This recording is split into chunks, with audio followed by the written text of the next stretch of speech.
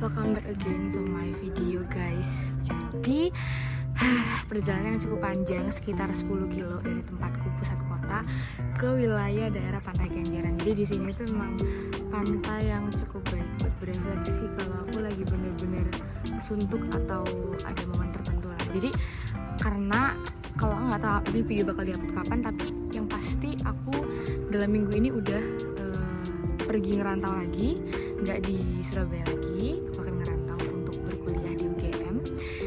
Dan sebenarnya di video ini aku mau coba cerita dikit tentang refleksi hidup dan kenapa aku milih pantai, dan juga aku mau cerita tentang gimana sih setelah 1 tahun aku menjalani kuliah di Fakultas Pertanian, dan pertanian tuh kayak apa gitu. Tapi daripada kalian kelamaan, langsung aja kita ke videonya. Jadi aku mau bicarain dulu soal kuliah di pertanian. Jadi di pertanian itu, karena aku jurusannya agribisnis, jadi kesannya sebenarnya nggak seberapa berat gitu. Tapi tetap harus melewati mata kuliah pertanian. Sebagai contoh itu, aku dapat materi biokimia, padahal ya aku tuh agribisnis, nggak berurusan sama biokimia, terus juga nggak berurusan sama model-model kayak tanah, terus kayak hama dan penyakit. Sebenarnya aku nggak harus, tapi karena aku sarjana pertanian, jadi SKS-nya itu tercakup mata kuliah yang itu tuh dari pertanian sendiri, teman-teman. Jadi memang kita nggak bisa minta untuk aku mau skip mata kuliah ini karena itu mata kuliah prasyarat dan wajib gitu. In case kalau misalnya kita emang nanti misalnya di semester atas ada mata kuliah pilihan, kita nggak milih juga nggak apa-apa. Tapi kalau sekarang itu masih wajib dan itu harus dikerjakan.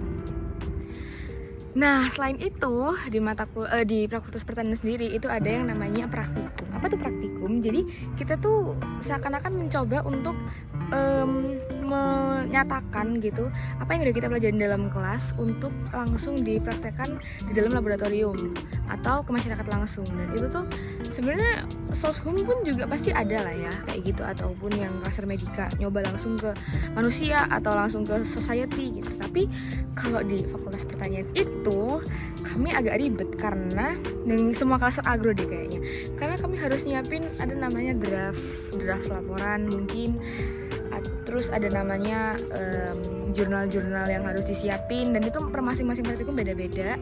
Terus kita harus menyesuaikan juga dengan praktikum itu sendiri. Praktikum itu habis kuliah deh. Misalnya kita selesai kuliah jam 1, terus nanti jam 2-nya praktikum gitu.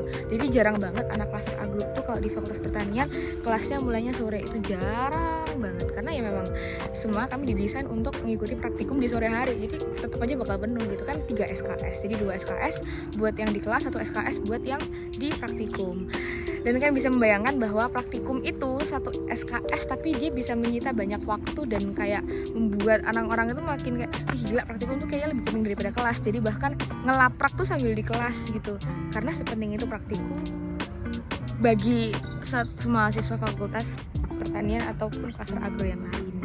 Sebenarnya laprak itu apa sih? Laprak itu modelnya kayak kalian itu merangkum dan juga membuat sebenarnya kalian itu mau ngomongin apa di praktikum itu. Jadi misalnya kalian mau membuat tentang mau meneliti gitu tentang misalnya tanaman padi dan konsentrasi garam yang ada di dalam air untuk yang mempengaruhi tanaman padi. Jadi kalian harus membuat seakan-akan kayak beberapa halaman pengantar tentang apa itu padi, apa itu salinitas, kondisi garam, kayak gitu-gitu. Jadi kalian harus menjelaskan dengan citasi yang penuh. Jadi makanya teman-temanku yang dari fakultas lain itu kadang-kadang juga bingung ini citasi kayak gimana sih. Tapi kami yang dari klaster agro tuh udah dari awal banget diajarin cara nge-citasi, baca jurnal, dan ada syarat jurnalnya, jurnal internasional berapa, jurnal nasional berapa, bukunya berapa.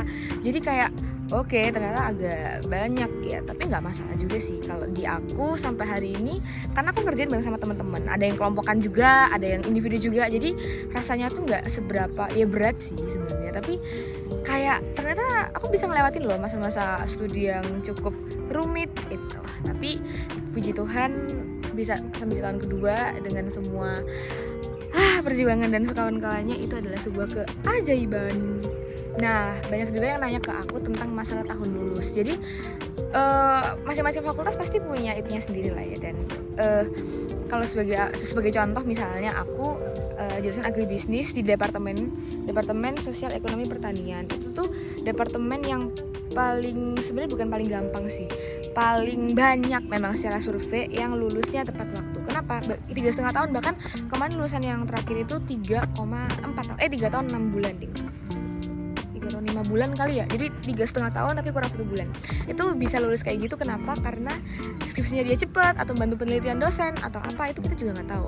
Tapi kalau jurusan-jurusan yang lain, itu kenapa lebih berat? Karena mereka akan langsung turun ke lapangan dan melihat data primer dengan menggunakan tumbuhan. Jadi kayak mereka harus nanam kalau yang jurusan agronomi atau budidaya pertanian.